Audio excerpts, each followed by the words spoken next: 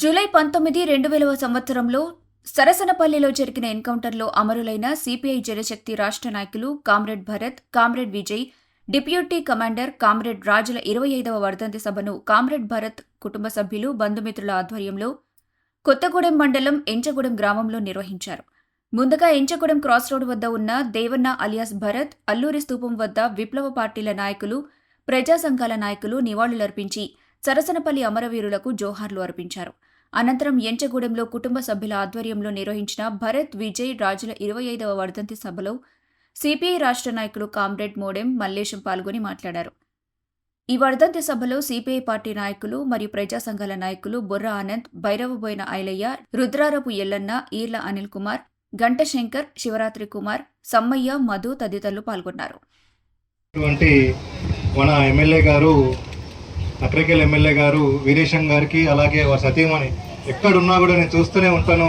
నేను ఉద్యమాల్లో లేకపోయినా కూడా, అంటే మేము ఆ టచ్ లేకపోయినా కూడా వారి ప్రోగ్రామ్స్ మా బ్లడ్లో అది ఉంది కాబట్టి ఎక్కడెక్కడ మన వాళ్ళు ఉన్నారు, ఎక్కడెక్కడ ఉన్నారు అని మేము చూసుకుంటా ఉండి అక్కగారిని ఎక్కడెక్కడ చూస్తూ ఉంటాను. ఎక్కడైనా కూడా ఆ పాట పాడుతుంది, అక్క ఇక్కడికి వచ్చి పాట పాడుతాను, అక్క ఇక్కడికి వస్తుంది, ఈ ఉద్యమానికి ఇక్కడ కూడా చనిపోయారు, అక్కడికి వచ్చి కంపల్సరీ ఉంటుంది అక్క, నేను కంపల్సరీ చూస్తూ ఉంటాను. తనతో పాటు అలాగే తన పాటలతోటి అందరినీ ఉత్తేజపరుస్తూ, అలాగే ఉద్యమాల వైపు ఇంకా ఉద్యమాలు ఉన్నాయి, ఇంకా ఉద్యమాలు చేయాలి అని తన పాటలతోటి ఇంకా ముందు తీసుకెళ్తున్నటువంటి మన విమలక్క గారికి, అలాగే ఇక్కడ విచ్చేసిన ప్రతి ఒక్కరికి పేరు పేరున మా విప్లవ వందనాలు తెలియజేసుకుంటున్నాను. నేను మా నాన్నగారితో అలాగే దేవన్న గారితో ఎక్కువ ప్రయాణం మేము చేయకపోయినా కూడా మేము ఎన్నోసార్లు మేము వాళ్ళ ఉద్యమాల్లో ఉన్నారు, మేము చూసింది చాలా తక్కువ సార్లు వాళ్ళని, 10-15 సార్లు చూసింటాం అంతే వాళ్ళ ముఖాలు. ఎప్పుడైనా కూడా మేము అడిగిపోయినప్పుడు మా నాన్న అంటే నా మాటలు ఏమైనా ఉన్నాయో రికార్డు చేసుకుంటా వినేవాడంట. అంటే నేను కూడా ఎప్పుడైనా బయటికి పోతే, నేను హైదరాబాద్కో దేనికో పోయినప్పుడు, పని మీద పోయినప్పుడు నా బిడ్డ ఏం చేస్తాను, నా భార్య ఏం చేస్తాను ఇంటికాడ, పాపం వాళ్ళు ఏం చేస్తారు, మా పాప అయితే నాన్న ఎప్పుడు వస్తావు అంటే నాకు బాగా అనిపిస్తుంది, అరే మా పాప బాగా మిస్ అయిపోతుంది అన్న భావన కలుగుతూ ఉంటుంది.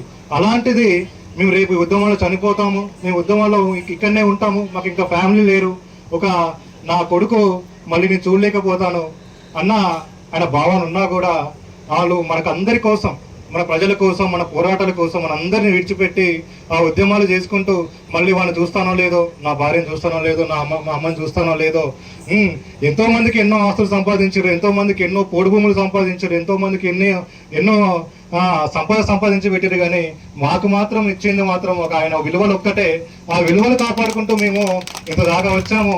నేను అనుకుంటా ఉండేవాడిని, చిన్నప్పుడు మేము అందరం ఒకే స్కూల్లో పెరిగాము, నేను, కృష్ణన్న, శ్రీను అందరం ఒకే స్కూల్లో. ఆ అవ్వ వచ్చేది మా కోసం, మా నాన్న ఎప్పుడో ఒకసారి వచ్చేవారు సివిల్ డ్రెస్ లో, ఎక్కడో వచ్చి ఒకసారి వచ్చినట్టు గుర్తు నాకు కూడా. మా అమ్మ కూడా ఎప్పుడో ఒకసారి వచ్చిపోయేది. మాకే తెలియదు.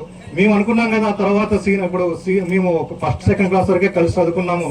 తర్వాత అందరం విడిపోయినాక ఫ్యామిలీ డిస్టర్బెన్స్ ఉండే, నాకు తెలుసు. మన సీన్ వాళ్ళకు ఈ ఫ్యామిలీలో చిన్న ఫ్యామిలీ డిస్టర్బెన్స్ ఉండే, ఏమవుతారో అనుకునేవాడిని. కాకపోతే చాలా సంవత్సరాల తర్వాత వాళ్ళు పిహెచ్డీ చేసి నా ముందుకు వచ్చి, అరే నేను ఇట్లా పిహెచ్డీ చేసినట్టు నువ్వేం చేస్తున్నారు సూర్య అనుకుంటూ వచ్చి ఇలా రావడం అన్నది కూడా నాకు చాలా ఆనందంగా వేసింది. అంటే ఫ్యామిలీ దూరమైనప్పుడు అంటే వాళ్ళు ఏ మార్గాన్ని అడవచ్చు, మాకు ఎవరు లేరు కదా, మేము మంచిగా ఎంజాయ్ చేయొచ్చు, మాకు చెప్పే వాళ్ళు కూడా లేరు అనుకునే విధంగా ఉంటారు. కాబట్టి చాలా ఫ్యామిలీస్, చాలా పిల్లలు వాళ్ళు ఆ మార్గం వైపు వెళ్లకుండా వాళ్ళ నాన్నగారి ఆశయాలు కొనసాగిస్తూ వారి నానమ్మ ఏదైతే పెంచిందో, నాకు కూడా మా అమ్మమ్మ అలానే చిన్నప్పటి నుంచి పెంచుకుంటూ వచ్చింది. అలానే మేమందరం కూడా వారి ఆశయాలు కొనసాగిస్తూ ఇంత స్థాయికి వచ్చాము. ఇంత స్థాయికి వచ్చి ముందు కూడా మేమందరం ఎప్పుడు డిస్కస్ చేసుకుంటూనే ఉంటాం. సీను, కృష్ణ అంటే ఇప్పుడు జాబ్ లో బిజీ అయిపోయిండు, అప్పుడప్పుడు మేము కలుస్తూ ఉంటాము. కానీ సీను అయితే నాకు రెగ్యులర్ గా కలుస్తూ ఉంటాడు. మేము ఆయన చేసిన పిహెచ్డి మీద, ఆయన చేసిన ఒక థీసిస్ మీద అయితే, ఆయన నక్సల్బరీ మూవ్మెంట్ మీద అయితే. మరిన్ని అప్డేట్స్ కోసం మా ఛానల్ ని సబ్స్క్రైబ్ చేయండి.